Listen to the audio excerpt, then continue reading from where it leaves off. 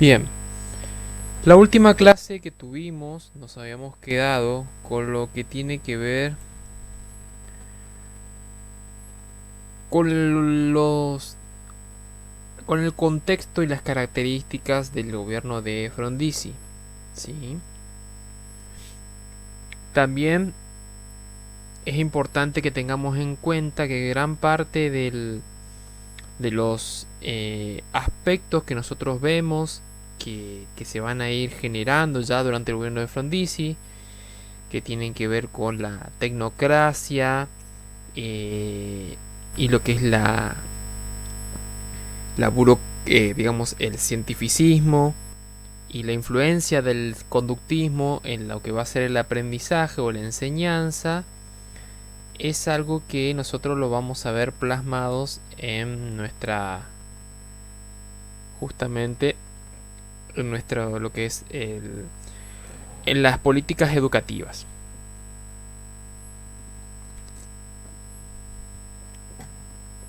Bien.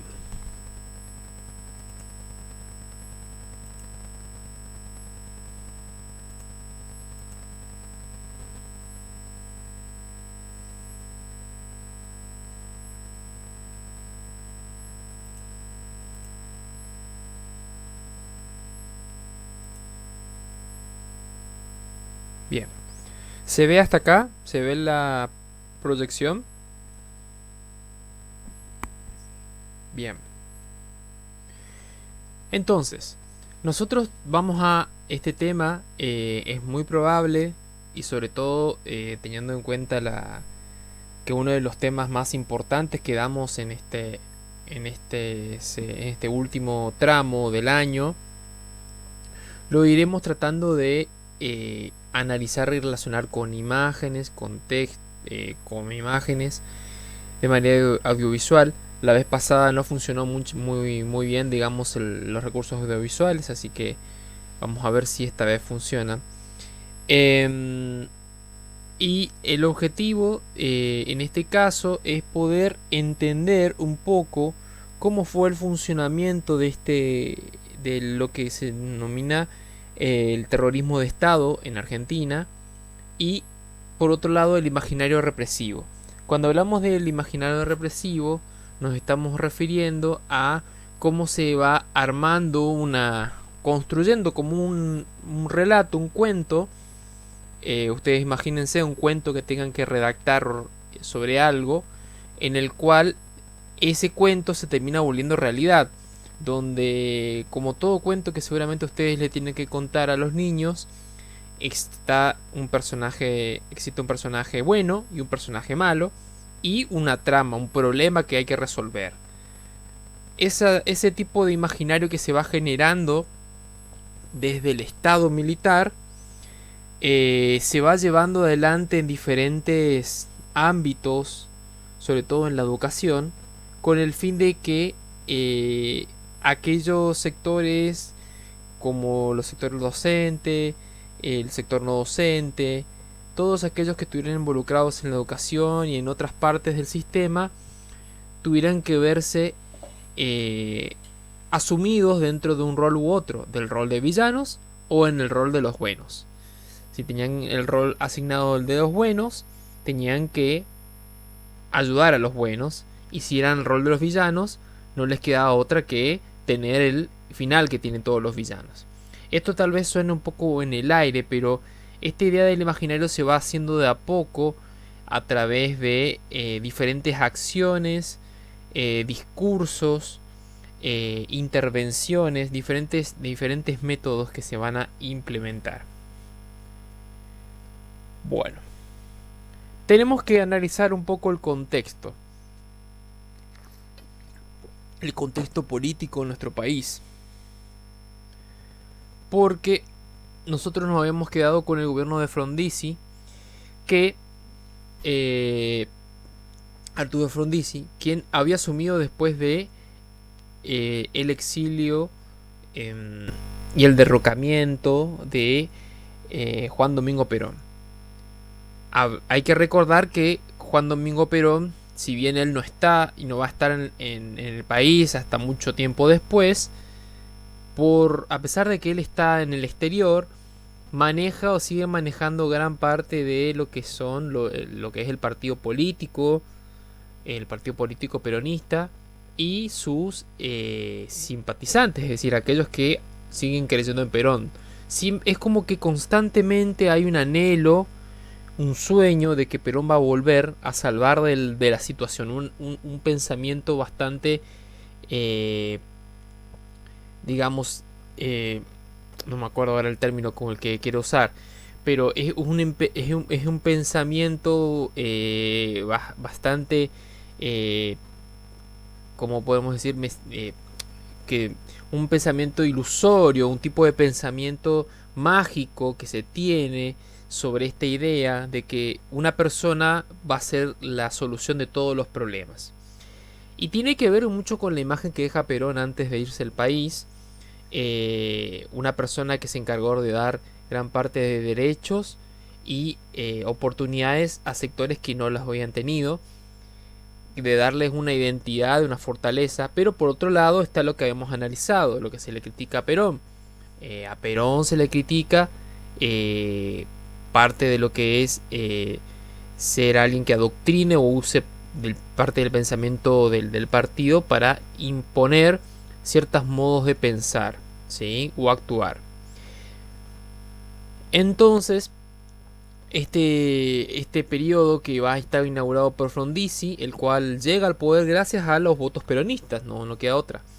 Llega al poder y lo que ocurre durante un periodo muy breve es que nosotros habíamos visto, plantea Frondizi una posibilidad de desarrollo del país, pero con inversiones extranjeras, ¿sí?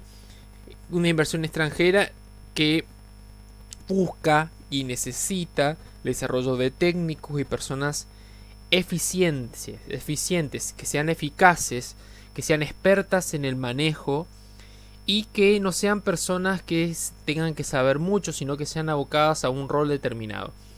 Habíamos hablado de lo que era parte de esta noción de lo que es la eficiencia, de la tecnocracia. Habíamos hablado mucho esta idea de un desarrollo individual sin importar cómo es el contexto y las dificultades del resto, que las personas que se van a preparar para insertarse en este ámbito laboral, puede ser el educativo o el de industria, lo hagan solamente pensando sus situaciones y su beneficio. Buscar su logro por encima de la ayuda o el acompañamiento a las demás personas que trabajan con uno. Y esto se termina llevando también al plano de la enseñanza, porque habíamos dicho de que todo tipo de estrategias en el plano educativo van a tener que ver mucho con estas influencias extranjeras que llegan desde Estados Unidos. Una idea de lo exacto, lo cuantitativo, el momento de aprendizaje o la planificación de clase se calcula en tiempos, todo lo que pueda medir o controlarse desde la docencia, porque la gente docente tiene que poder manejar los tiempos y manipular los tiempos según lo que crea necesario. El currículum, que va a estar bastante descontextualizado, no va a tener ningún tipo de realidad educativa donde se va a aplicar, sino que es bastante imaginario. Se va a pensar todas las escuelas y todos los jardines. Ese fue uno de los debates que estuvimos charlando, como iguales y similares, sin ningún tipo de diferencia. No se va a saber ningún tipo de diferenciación. No creo que sea muy diferente a lo que tal vez siga ocurriendo hasta hoy. Y además habíamos hablado, bueno, el rol que le toca, dijimos, al docente, la planificación y cómo esta función que va a ir adquiriendo el docente tiene mucho que ver con la idea de la tecnocracia, porque el docente no tiene que tomar otro rol más que el de ir al aula y enseñar, no tiene que tener otra función, ¿sí? No tiene que asumir otro rol. Y claramente la idea de aquí era formar obreros que puedan insertarse o expertos que puedan insertarse en esta rama de la industria nueva. El problema que va a tener Frondizi, que era un poco lo que habíamos visto en la primera parte de la clase, es que empiezan a sucederse una serie de planteos. ¿Qué son los planteos? Son las apariciones constantes de los militares que les dicen que ven qué decisiones toma Frondizi y que no se saliera un poco del plan que tenían los militares. Es por eso que él termina siendo derrocado ya cuando no puede sostener más con las exigencias que se le hacen los militares y las exigencias que le hace Perón, el cual le dice: yo te presté los votantes para que vos termines permitiendo que el peronismo como partido pueda seguir funcionando, porque hay que aclarar, el partido peronista, una vez que Perón es derrocado, pasa a la clandestinidad, no puede aparecer como partido, ni como nombre, ni como ningún tipo de característica. Entonces, hacia 1962 ya Frondizi no puede soportar los sucesivos embates que le dan. Esta es una imagen de el diario de la época. Hay muchos de estos en los cuales se informaba mañana sin ningún tipo de mensaje oculto. Era bastante claro que las Fuerzas Armadas decidían y volvían a pedirle a Frondizi que vuelva a orientarse, a que acepte ciertas directivas constantemente, día a día. Y a lo último, en la madrugada de 1962, cuando se le decide que debe dejar su cargo.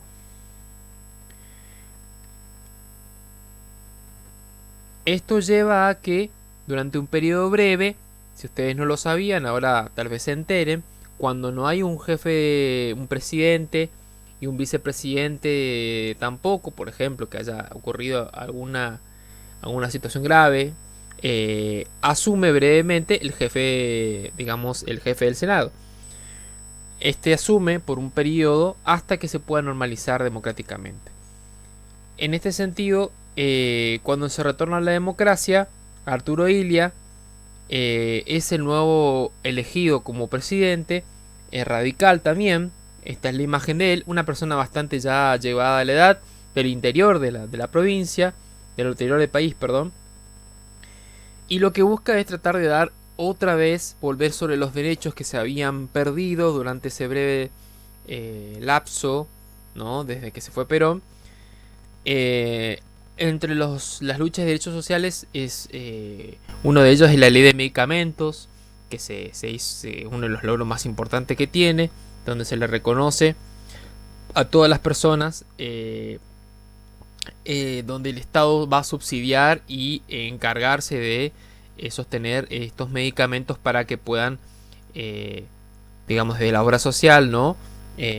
Puedan seguir sus tratamientos, para que la salud quede a cargo del Estado, ya no sea de una manera más particular. Illia había sido médico, por eso es que él toma esta iniciativa.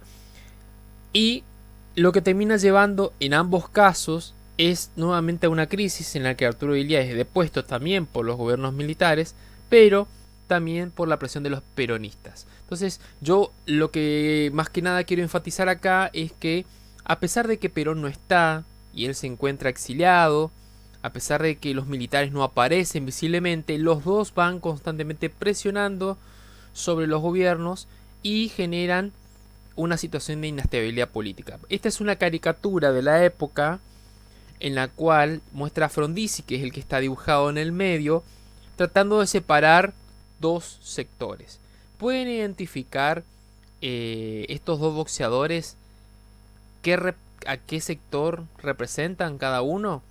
Uno tiene aspecto de qué.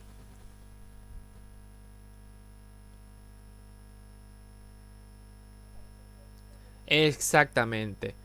Bien. El término gorila, ¿alguna vez lo escucharon usado hacia alguien? ¿Hacia un tipo de persona? ¿Hacia un tipo de sector?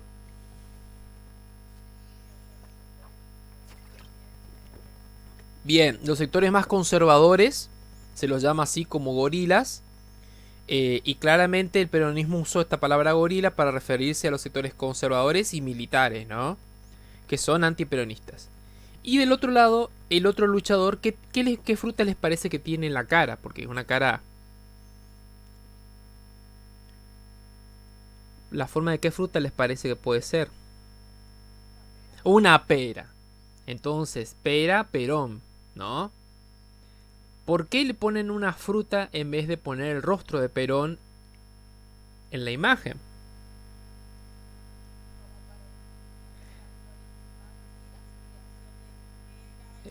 Sí, exactamente. Pero, exacto. A ver, primeramente es eso, pero por otro lado, recuerden que estaba prohibido pronunciar la palabra Perón o que se lo represente. Hay una ley que lo establece el gobierno que lo derrocó para decidir, para establecer de que todo tipo de referencia al partido, a expresiones, lo que sea, estaba prohibido. Entonces, en un gráfico se muestra claramente las dificultades que tiene Frondizi.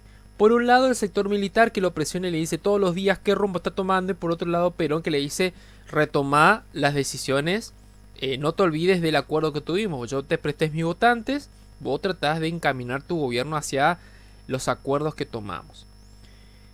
Cuando asume Arturo Illia pasa algo similar. Esta imagen que hay acá es de la portada, donde se pone la siguiente pregunta. El país y el mundo se preguntan, ¿apura paso a la tortuga? La imagen de tortuga era pensada hacia Ilia, porque se lo veía como una persona bastante tranquila, calmada, lenta. Y la imagen de tortuga se va asociado a qué. Cuando uno usa una tortuga, ¿qué piensa? ¿Qué tipo de persona puede ser?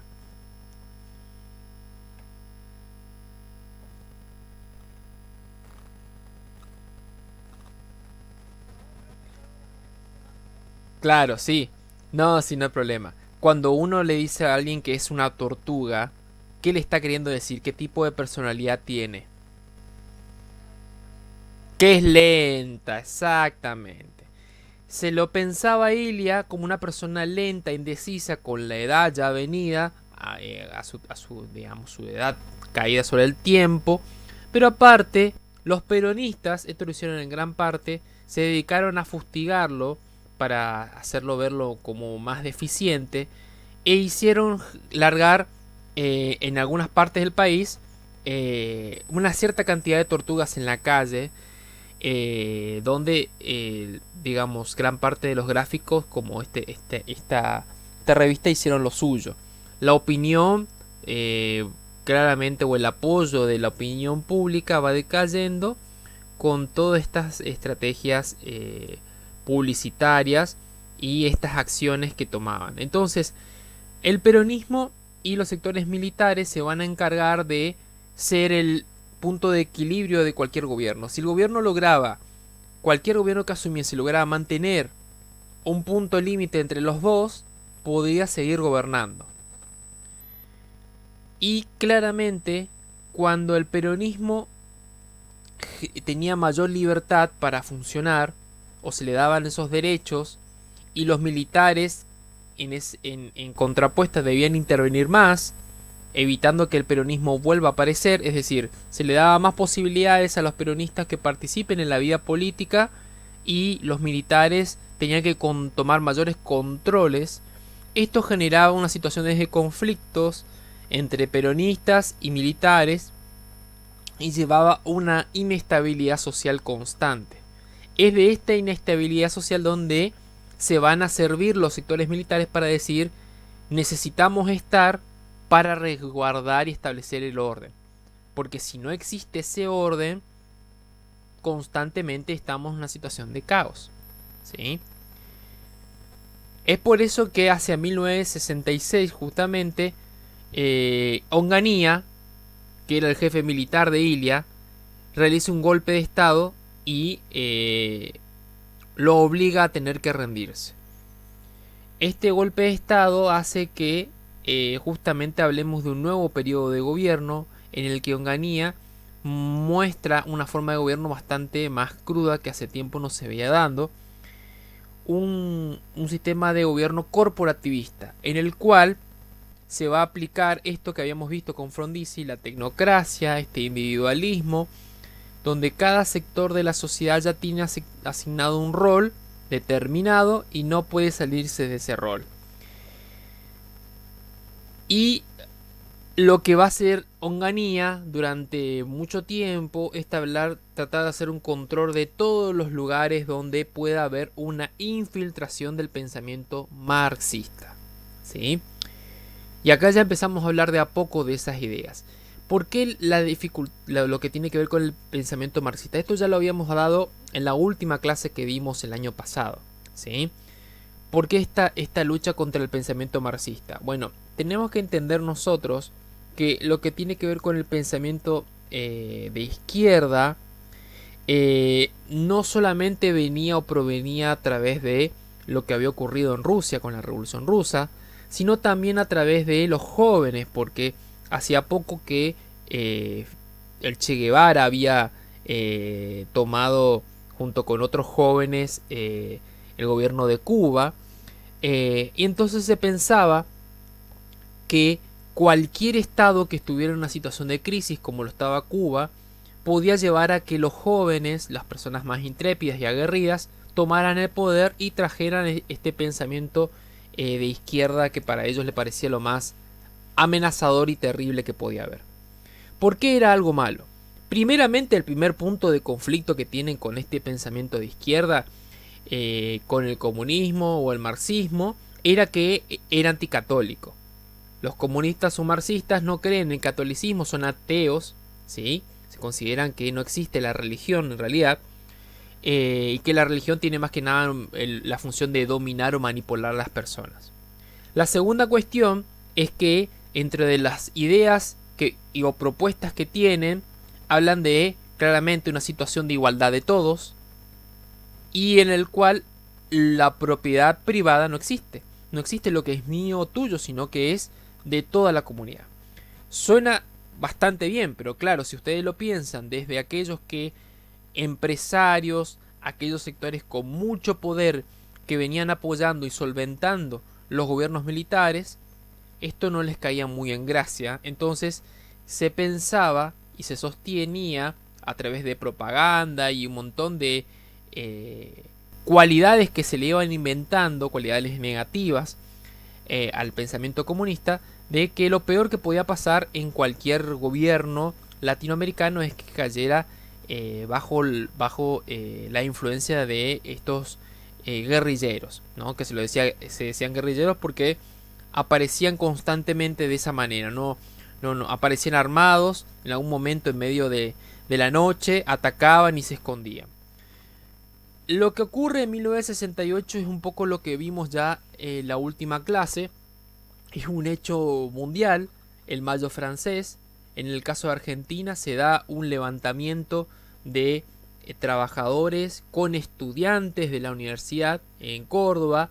También hay levantamientos en Corrientes, en Rosario, donde lo que buscan es, entre las mejores condiciones salariales, claramente, también buscan que el gobierno deje de funcionar, que deje de existir un gobierno militar como el que existía, que había sido represor. En ese mismo año había ocurrido lo que se llamó la Noche de los Bastones Largos. No sé si alguno de ustedes escuchó o sabe de ese evento. ¿Alguno de ustedes conoce la Noche de los Bastones Largos? Bien.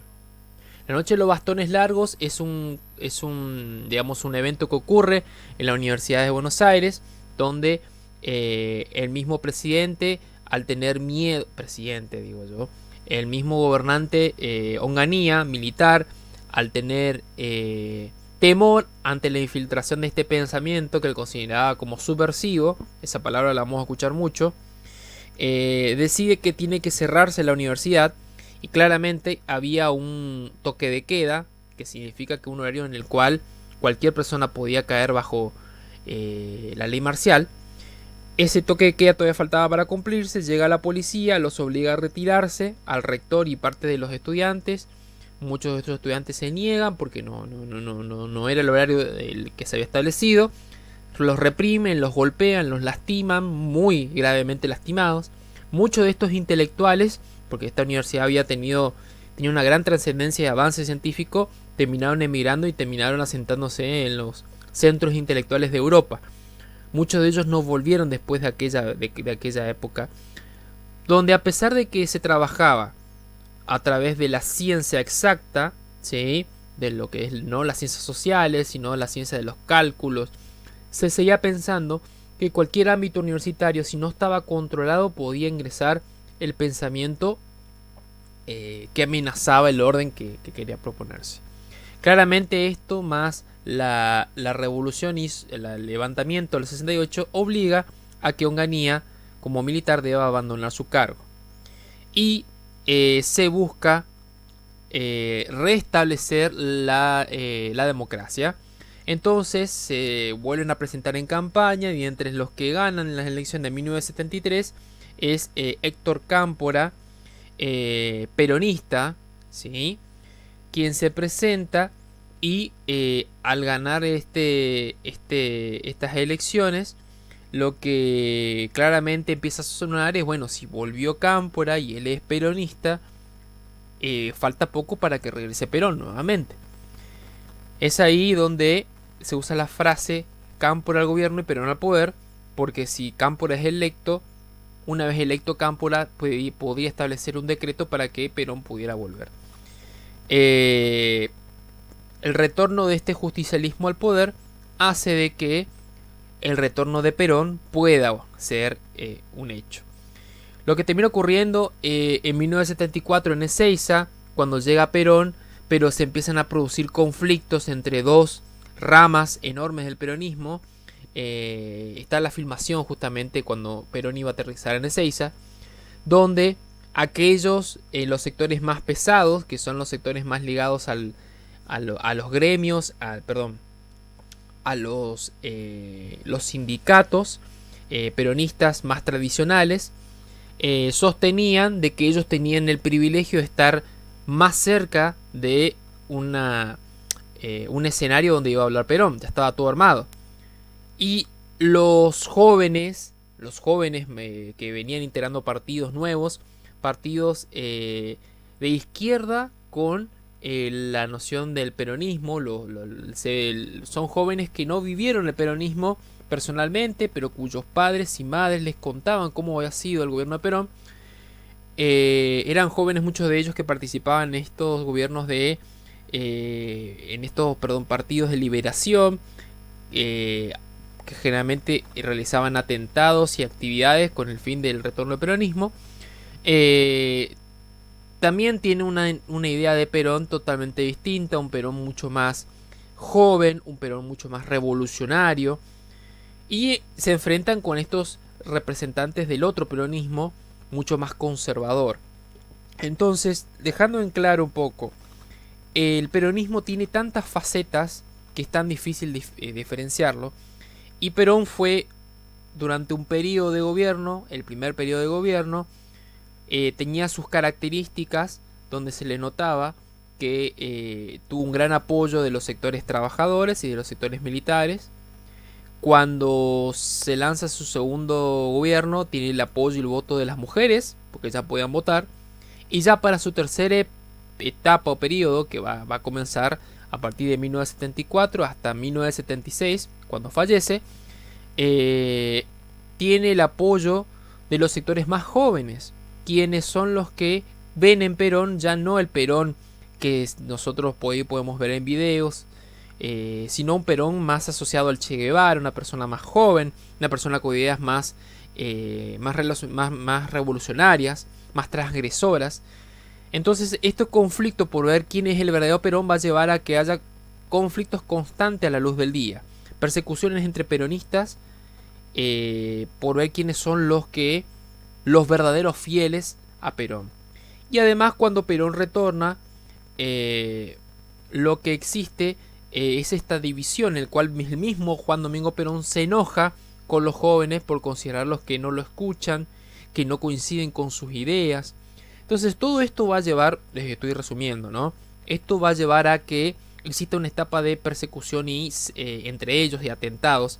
Según lo que me han contado de primera mano, una persona que tuvo que durante mucho tiempo de esta transición que estamos hablando tuvo que ocultarse porque su padre era militar.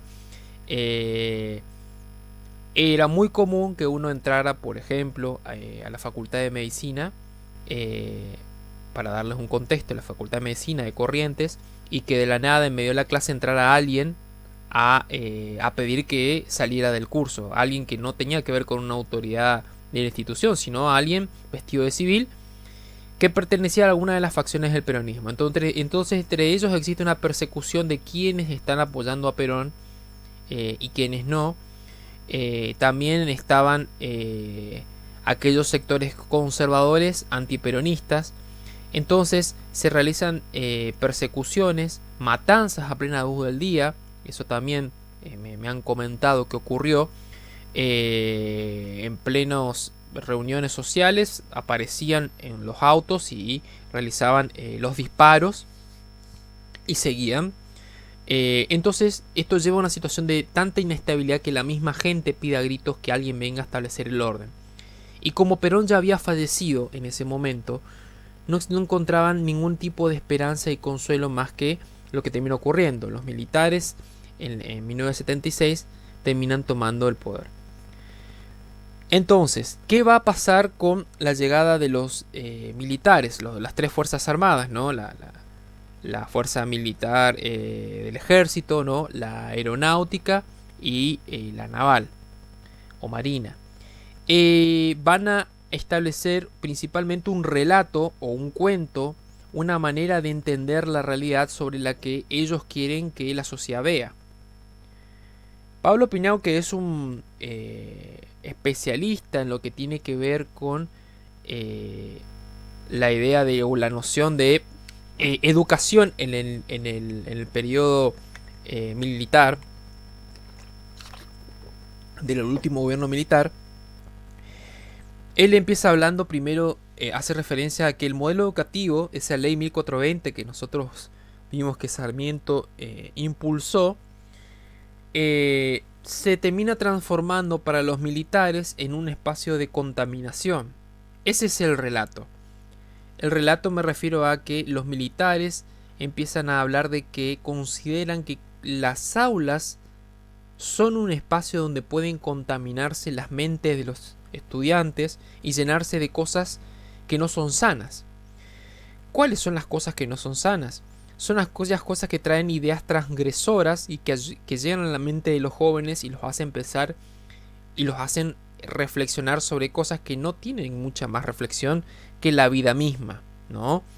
Recuerden esta idea del pensamiento tecnocrático en el cual uno tiene que cumplir una función y termina y se va a su casa, no tiene por qué pensar ni en el otro, ni en ayudar, ni en ser solidario con nadie, ¿sí? Tiene que salvarse a sí mismo, preocuparse por su actividad y volver al otro día. Eso es lo que se buscaba con esto. Que el miedo hiciera que la gente, las personas, en el espacio del aula, lo sintieran como un espacio de contaminación, un espacio donde podía aparecer en cualquier momento cualquier cosa asociada a lo que ellos consideraban como aquello malo perverso, como las ideas del marxismo. Y esta contaminación se da a través del contagio, ¿no? del virus de la subversión. ¿Qué es la subversión? Bueno, la subversión tiene que ver con cualquier tipo de pensamiento o acción que busca cambiar las cosas, ¿sí? Si el gobierno militar dice que la mejor manera de llevar las cosas es que nosotros vamos a estar en el poder y durante mucho tiempo, hasta que vos puedas madurar como sociedad, te vamos a ir guiando entre lo que podés hacer y lo que no podés hacer. Yo te voy a recomendar lo que no podés escuchar y no podés leer, y te vamos a decir qué podés escuchar y qué podés leer y ver para que puedas desarrollarte. Y después, cuando ya seas más o menos maduro, vas a poder seguir adelante. Esa es la función que quiere adoptar y adopta el gobierno militar, diciendo: vos en el espacio educativo podés contagiarte, tus hijos se pueden contagiar, realmente el miedo tiene que llegar a los padres, tus hijos se pueden contagiar, entonces lo que tenemos que hacer es un control, tratar de evitar que este virus entre dentro del sistema. Y claramente una de las curas eran los valores morales cristianos. Por eso yo siempre les recalco a ustedes algo que nosotros hemos visto ya en historia argentina y latinoamericana el año pasado. Siempre que hablamos de la aparición de los sectores militares, aparece la iglesia, porque están íntimamente relacionados. El sector militar busca mantener un sistema de gobierno o de sociedad en el cual ellos puedan mantener un control, y la iglesia me refiero a las personas que integran esta iglesia, busca también dentro de sus deseos poder manejar y tener influencia sobre la sociedad. Una sociedad que ustedes recuerden ya no tiene las mismas características que tenía así comenzó el siglo. El comienzo del siglo, cuando la ley todavía no era, la ley de educación no estaba sancionada, la iglesia podía enseñar, tenía el monopolio del conocimiento, podía incidir en cómo se preparaba y se formaban las personas. Ahora la educación estaba bajo la órbita del Estado, entonces como que la iglesia venía perdiendo ciertas influencias. Y lo más importante es que ambos, tanto la iglesia como el sector militar, coinciden en que los valores morales cristianos son los centrales para la enseñanza. ¿Cuáles son los valores morales cristianos? Que recalcan, tienen que ver claramente con la idea de realizar no solamente la creencia en Dios, sino que también la necesidad de llevar una vida, un estilo de vida en el cual no aparezca ningún tipo de acción que pueda llevar a un próximo pecado. Por ejemplo, acciones relacionadas con la mentira, ¿no? Sobre todo la mentira. Acciones relacionadas con cualquier tipo de digamos, de increpancia o agresión hacia la religión, hacia la iglesia, y cualquier tipo de acción que permita la aparición de otras ideas que no son religiosas.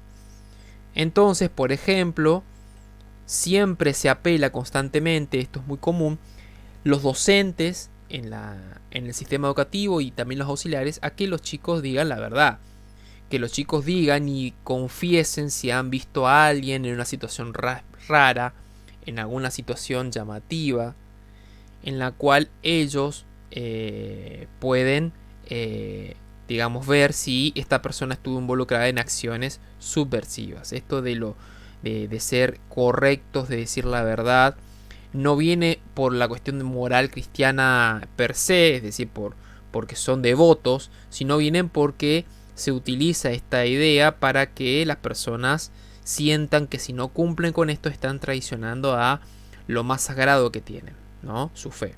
No sé si más o menos hasta ahí se entiende la idea. Si hay algo que no entienden, me dicen.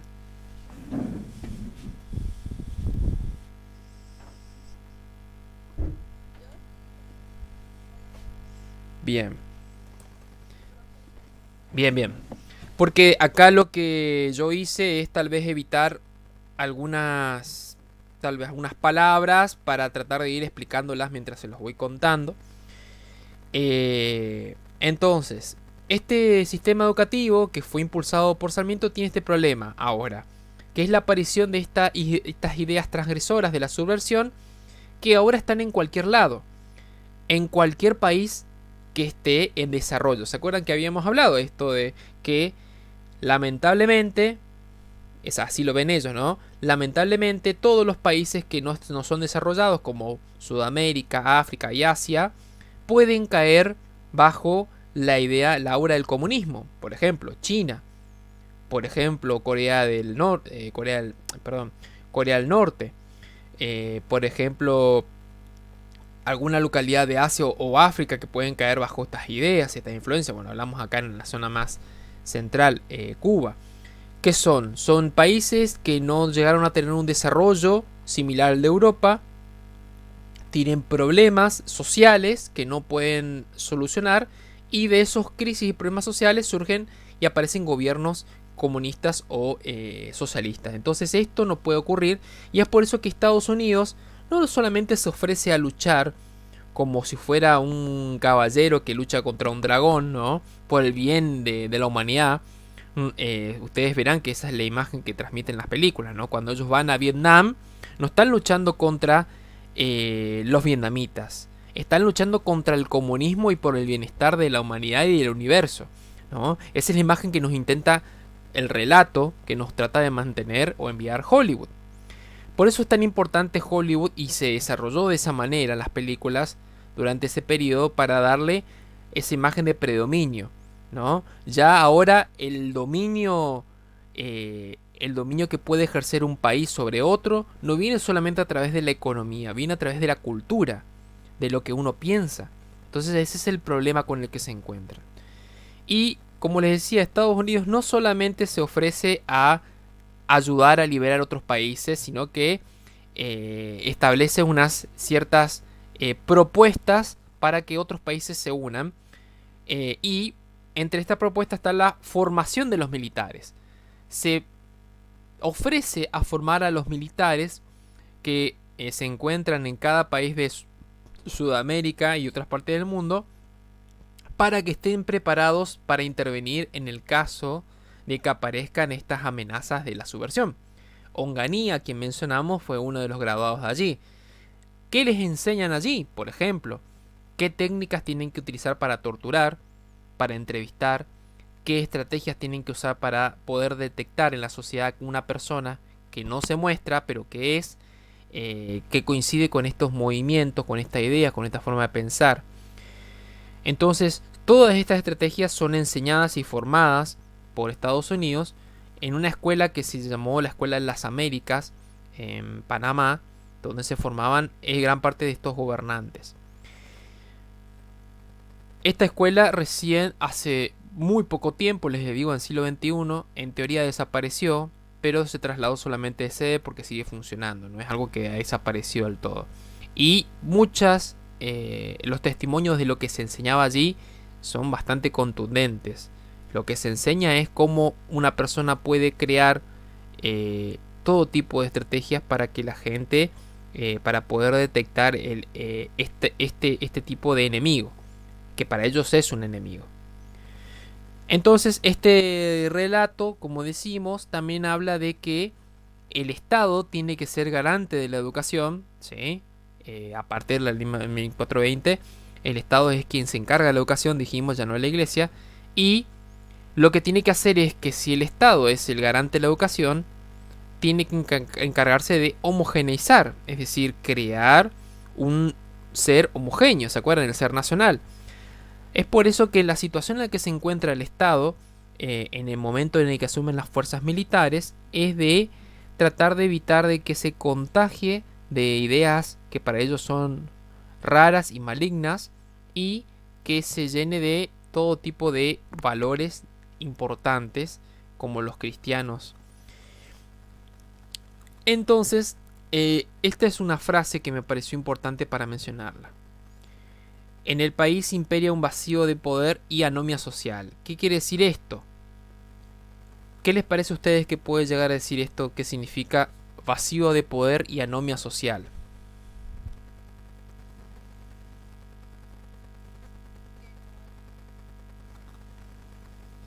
Bien, que justamente no hay una persona que pueda mantener el gobierno como lo piensan y el control. No existe alguien que lo mantenga en un rumbo determinado. Hay una situación de crisis constante, ¿no? Y esta situación de crisis es el argumento perfecto para que estos sectores militares, como yo le decía, digan: nosotros tenemos que seguir en el poder porque todavía no desaparece la situación de crisis, ¿no? A ver, hay que tener en cuenta que esta frase es una frase utilizada por ellos mismos que contribuye también a ese relato, ¿sí? Vamos a usar la palabra relato constante. En la realidad, claramente había una situación de crisis económica, una situación de crisis social, que se había gestado, dijimos, por la división entre peronistas y los conflictos con militares y conservadores, pero que no se solucionaba claramente con las acciones que van a tomar los militares, como por ejemplo la desaparición y muerte de personas, la tortura, ¿sí? Esa no era la solución. Ahora, por otro lado, también tenemos que entender de que este mismo gobierno militar que va armando esta idea de que los buenos son algunos y que los malos son otros, el mismo Estado Nacional, el mismo gobierno militar, los militares se consideran protagonistas de ese cuento. ¿Por qué digo esto? Porque a veces podemos pensar de que si alguien intenta transmitir una idea, como por ejemplo era la del ser nacional, ¿no? Que nosotros de repente somos argentinos europeos, que no teníamos ninguna relación con los gauchos o con los indios, y que debíamos apuntar a ser civilizados como los europeos. En este caso, lo que busca el gobierno nacional militar es lograr de que uno vea, de que sepa elegir el lado del que quiere estar, el lado claramente de los moralmente cristianos, de los correctos, luchar contra los subversivos, y que los militares son el elemento necesario para poder luchar contra ellos, ¿sí? Lograr hacer dar cuenta a la sociedad de que no tiene que ayudar a otra persona que uno ve que está haciendo mal, sino denunciarlo, aunque esa persona puede ser mi hijo, mi padre o mi abuelo, ¿sí? Claramente, acá estamos hablando de una cuestión bastante profunda.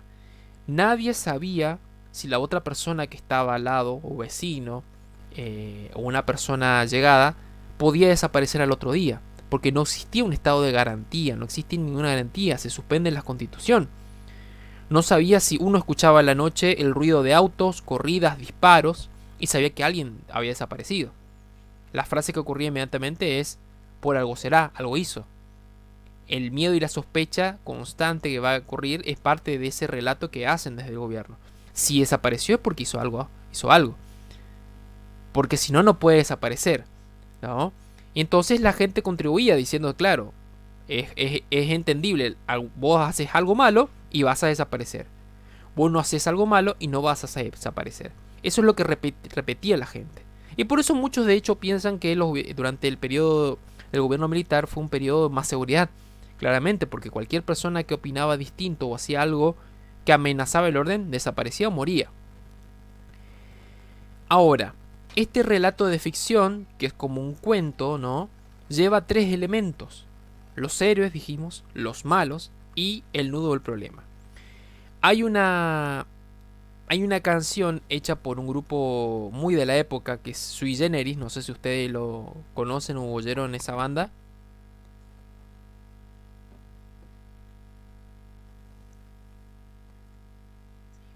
Bien, la canción se llama Juan Represión, ¿sí? Bueno, ahora tenés la posibilidad de, no digo empaparte, pero escucharla por lo menos. Las letras digamos, es una de las bandas de rock nacional que durante mucho tiempo el rock nacional surge a partir de la década del 60, así que fíjense, había pasado una década casi desde que surgió el rock nacional. Y el rock nacional empieza a hablar, claramente las canciones son en español. Son letras muy pensadas con un mensaje muy particular. Una de ellas es la canción Juan Represión, donde los dos integrantes, Nito Mestre como Charly García, hablan de este personaje, el represor, hablan del represor, que se cree en este cuento de héroes y villanos, en el que él cree que él es el héroe y que los villanos son cualquier persona con pelo largo, cualquier persona relacionada con el hipismo, ¿se acuerdan que habíamos visto? Cualquier persona que estuviera en una acción involucrada, rara o confusa. Esa es la persona mala, y se cree este relato de ficción que le han contado los mismos superiores, donde les hacen convencer de que ellos mismos son protagonistas de un hecho histórico, donde ellos son el único límite entre el caos y el orden. El orden siempre es el elemento al que se apela para decir lo que se quiere lograr, el objetivo, ¿no?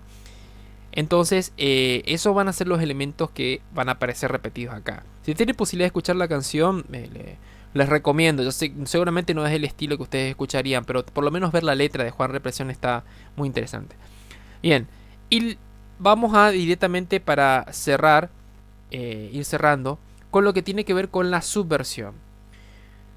La subversión es todo aquello que amenaza los valores del ser nacional, ese ser nacional que se buscaba forjar desde la ley 1420 y que se busca general como homogéneo, algo que no tenga diferencias. Bueno, la subversión tiene esto de que se termina transformando en generando diferencias. ¿Por qué? Porque la subversión se venía a través de los libros que buscaban pensar o cuestionar, a través de canciones como esta que buscaban que uno pensase, pero ¿por qué está pasando todo esto?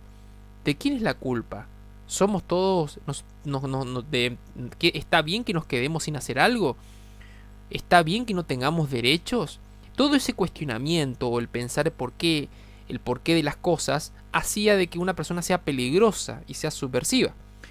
Una persona que no cuestionaba y decía, bueno, este es mi lugar y yo voy a seguir haciendo lo que hago hasta que mi pensamiento mágico me diga, bueno, ya pasó y listo, no pasó nada más. Ese era el pensamiento que se buscaba generar desde el gobierno militar, ¿no? Claramente la subversión se transforma, y pongo comillas, en un cáncer. ¿Por qué es un cáncer? Porque era algo que uno no veía, pero que cuando lo detectaba ya se encontraba ramificado en gran parte de la cultura. Y eso es lo que más le preocupa a estos gobiernos militares. No les preocupa las personas, sino les preocupa es la difusión de estas ideas que puedan llegar. Y ustedes saben que el centro educativo, la educación, era un lugar donde se podían tirar muchas ideas peligrosas. Es por eso que si ya en el peronismo existían las cesantías hacia los docentes que no eran peronistas, acá con más razón. Aquellos docentes que se escuchaba tal vez en algún momento que hablaban o tenían alguna opinión, los mismos colegas los denunciaban por miedo a que ellos en algún momento pudieran ser considerados cómplices. Los denunciaban y terminaban desaparecidos. Han desaparecido docentes de la misma universidad de la UBA por estas sospechas. Uno de ellos fue el hermano de Frondizi, que era docente de filosofía en la UBA. Fue desaparecido por estas sospechas porque él tenía alguna afiliación con estos ideales. Han desaparecido estudiantes, como también ha ocurrido, yo digo lo que yo tengo mayor manejo y también tal vez conocimiento, noción, estudiantes universitarios y secundarios, porque los mismos compañeros o padres de los estudiantes o familiares de los estudiantes los han visto en una situación rara, sospechosa, tal vez con un tipo de ropa sospechosa, tal vez hablando con alguien que ya era sospechoso, tal vez juntándose en algún lugar sospechoso. Todo eso hacía que la persona tuviera uno no tuviera que mirar, quedarse mucho tiempo en el lugar, tuviera que tener miedo, y ese miedo generaba el orden. ¿Por qué? Porque cuando uno tiene miedo no hace otra cosa más que ir de un lugar a otro y no hacer más nada. Entonces ese miedo es el que constantemente retroalimentaba a nuestra sociedad y hacía que funcionase como se quería que funcionase. No sé si se entiende más o menos la idea.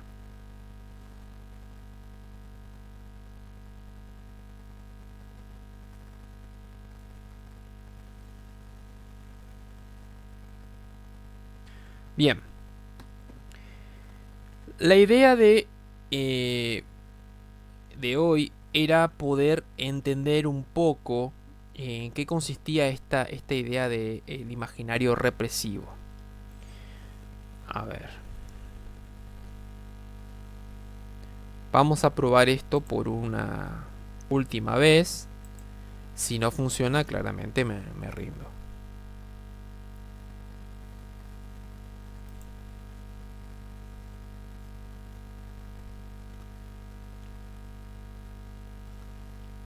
Bueno.